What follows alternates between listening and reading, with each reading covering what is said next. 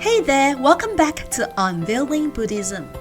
In our last episode, we dished out the captivating tale of Khandaka and how it sent our minds spinning with reflections and wisdom. Now, hold on to your seats because today we will be spilling the tea on another fascinating character in Siddhartha's life, Channa. And hey, if you thought Channa disappeared into the shadows after Siddhartha's grand exit, think again.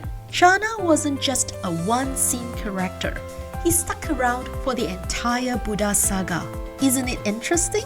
Let's check it out. Picture this. After Khandaka's departure from the mortal realm, Channa left to navigate the world on foot. Talk about a solo adventure. But it wasn't all sunshine and rainbows for our dear Channa. Now picture this. Channa, all alone and anxious, trudging along the path after Khandaka's demise. And oh boy, it wasn't just a stroll in the park. He's grappling with the aftermath of aiding Siddhartha's great escape. I mean, what if King Shuddhodana was so furious that he ordered Channa's execution? Drama, and more drama.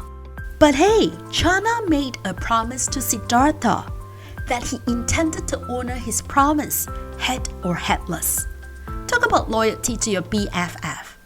So with a bag of royal bling, our charioteer hero sets out, worried about getting beheaded, robbed, and probably missing his bestie too.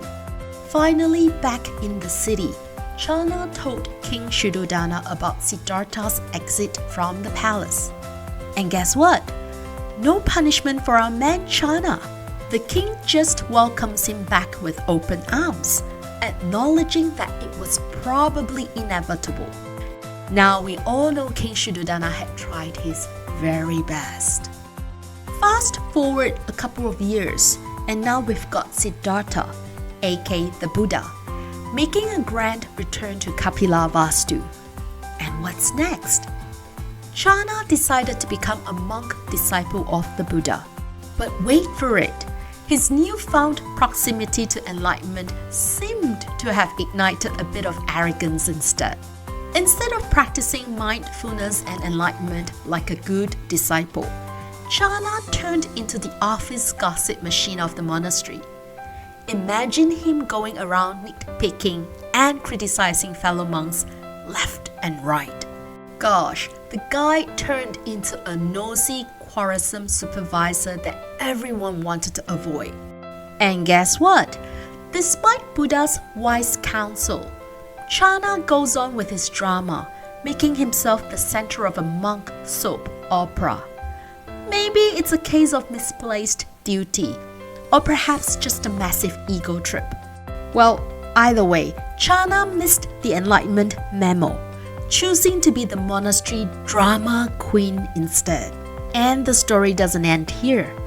This trait of fault-finding and arrogance continued plaguing Channa well into his golden years.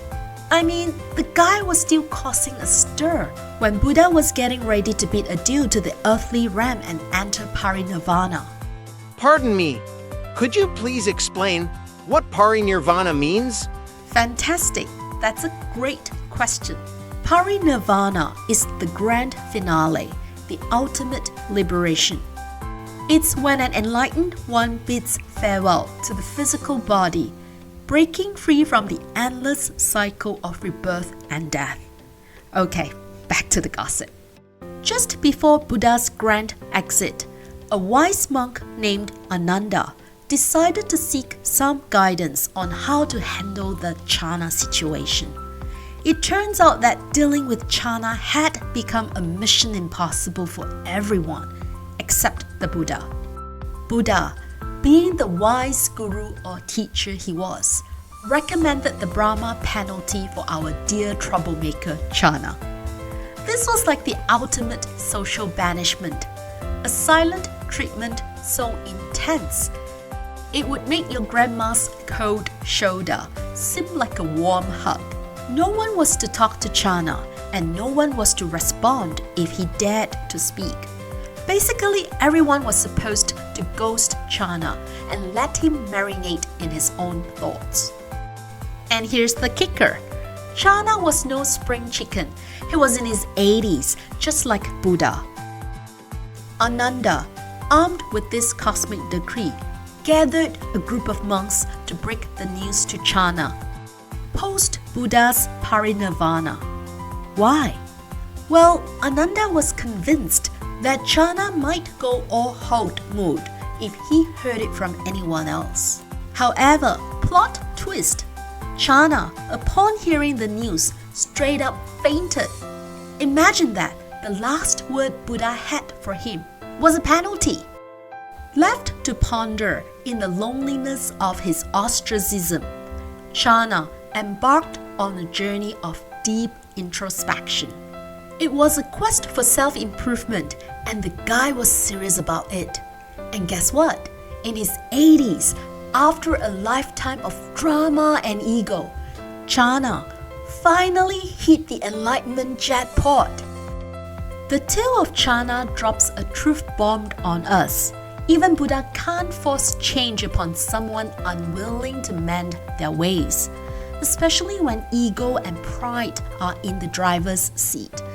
It's a lesson in self-improvement, a reminder that sometimes the path to enlightenment takes unexpected detours. So my friends, let's learn from Channa's journey and steer clear of the pitfalls of unchecked pride. Wow, what a drama, huh? And we had always imagined that the monasteries and temples were drama-free. Okay, now let's put on our detective hats and dive into the intriguing world of chronic fault finders, CFF.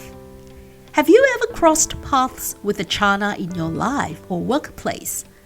You know, those folks who seem to have a PhD in policing others, always finding fault and complaining about everything under the sun. Yep, you've just met the chronic fault finders. So, how does someone become a CFF? Well, guess what?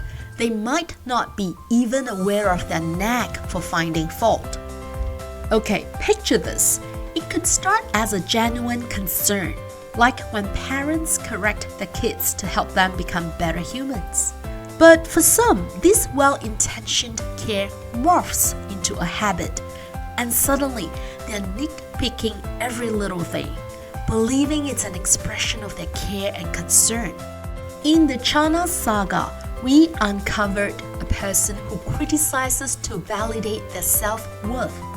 I mean, Channa could sincerely believe that he was doing everybody, including Buddha, a great service by being the monastery police. Now, don't get us wrong, constructive criticism is like the seasoning of life. But a CFF? They are like that one person who pours the whole salt shaker on your dish without offering any options. They're not about solutions, they're about making themselves feel important by pointing out every tiny flaw. But hold on, why is being a CFF so bad, besides being the headache for others? Well, if you are constantly finding faults, your world becomes a land of perpetual gloom. It's like living in a grumpy cloud of unhappiness. And trust me, nobody wants to join that club. A CFF's social life tends to take a nosedive, turning them into a bit of a loner. And that lonely road can lead straight to the town of Depressionville. So what's the antidote to this chronic fault-finding epidemic? Well, stop looking for faults, my friends. Embrace the power of positivity. Instead of nitpicking, look for virtues. Swap criticism for praise. Trust me, your life will start resembling a feel-good movie. Now, what if you've got a CFF in your life, making it gloomier than a rainy day? Trying to explain yourself might just amp up their criticism. Remember, they're doing it for their own sense of achievement. Best course of action? Let them know that criticism is a real mood killer. Share that it's causing you pain, not improvement. A decent person might take note and dial it down. And if they are as stubborn as our buddy Channa, sometimes the best course of action is to gracefully walk away. Not like sprinting away, but setting healthy boundaries. It's about understanding that they are wrestling with a chronic behavior that's tougher to change than the weather. So extend some compassion, protect yourself, and let the good vibes roll. Subscribe, like, and stay tuned for more enlightening stories and life lessons on Unveiling Buddhism. Until next time, may your days be filled with joy, compassion, and a sprinkle of wisdom.